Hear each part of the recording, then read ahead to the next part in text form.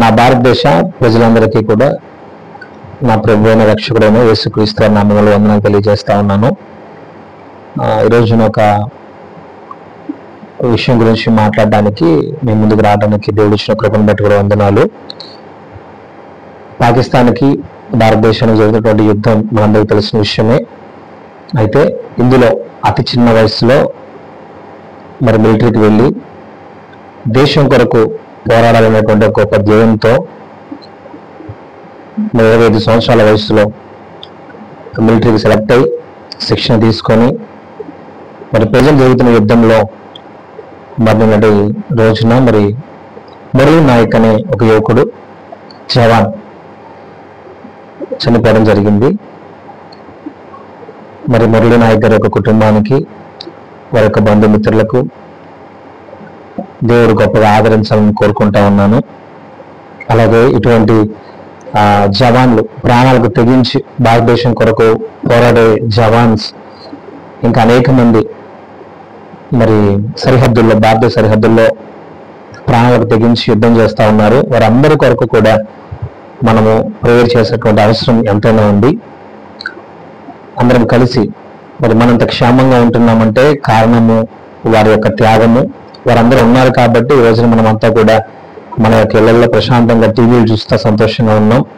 మరి అటువంటి వారి ప్రాణాల కొరకు ప్రతి ఒక్క భారతీయుడు కూడా మరి ప్రార్థించాల్సినటువంటి అవసరం చాలా ఉంది. నాకు ఒక విషయంలో బాధ ఏమేస్తుందంటే, మతం విషయంలో లేకపోతే ధర్మాల విషయంలో టీవీల ముందుకు వచ్చి మాట్లాడుతున్నటువంటి ఈ మత పెద్దలు కావచ్చు, ఇంక్లూడింగ్ పాస్టర్స్తో సహా, పాస్టర్స్ కావచ్చు, హైందవ ధర్మ రక్షకులు కావచ్చు, ఎవరైనా కావచ్చు, మరి రోజున ఒక జవాను ఒకళ్ళుగా చాలా మంది చనిపోతూ ఉన్నారు. నిన్న కూడా మరొక జవాన్ చనిపోయాడు. అనేక మంది జవాన్లు ప్రాణాలకు తెగించి మరి చనిపోతూ ఉన్నారు.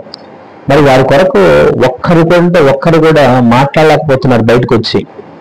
అదే వారి ధర్మం గురించి కానీ వారి యొక్క దేవుడి గురించి ఏమైనా మాట్లాడితే బయటకు వచ్చి మాట్లాడే ఈ పెద్ద మనుషులు మరి ఈ రోజున మన కొరకు, మన దేశ క్షేమం కొరకు ప్రాణాలకు తెగించి ప్రాణాలు పోగొట్టుకుని కుటుంబాలకు దూరమైపోతున్నటువంటి సైనికుల గురించి కనీసం ఒక్కళ్ళంటే ఒక్కళ్ళు బయటకు వచ్చి మాట్లాడటం నేనైతే చూడట్లా.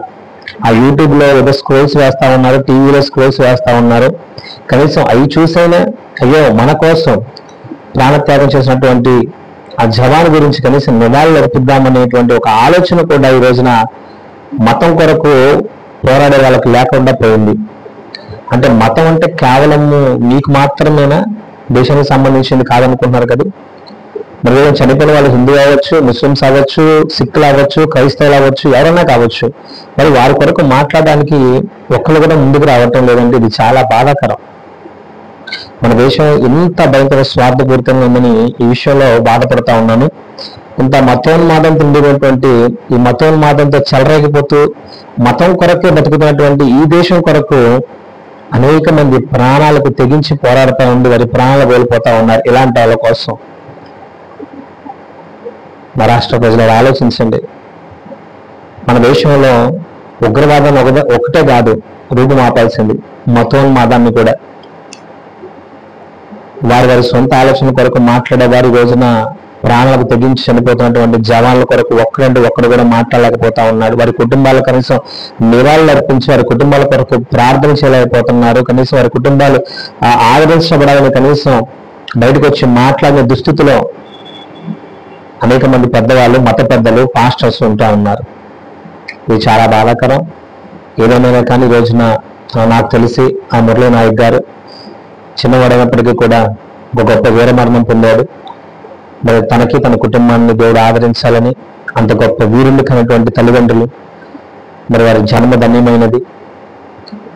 ఈ రోజున వారి కుటుంబము ఎంతో దుఃఖ సాగరంలో మునిగి ఉండవచ్చు, కానీ దేవుడు ఖచ్చితంగా వారి కుటుంబాన్ని ఒక ఉన్నతమైన స్థానంలో ఇస్తానని నమ్ముతా ఉన్నాను. వారి కుటుంబం కొరకు ప్రార్థన చేస్తా ఉన్నాను. అలాగే చూసినటువంటి ప్రతి ఒక్కరు కూడా ఆలోచించి మన దేశం కొరకు మనము ఏదైనా కానీ చేయగలగాలి. మనం యుద్ధం చేయలేకపోవచ్చు, కానీ యుద్ధం చేసేవారి కొరకు కనీసము మనం నమ్మేటువంటి దైవత్వాన్ని, మనం నమ్మేటువంటి దేవుణ్ణి ప్రార్థించాల్సిన అవసరం ఎంతైనా ప్రతి ఒక్క భారతీయుడికి ఉంది.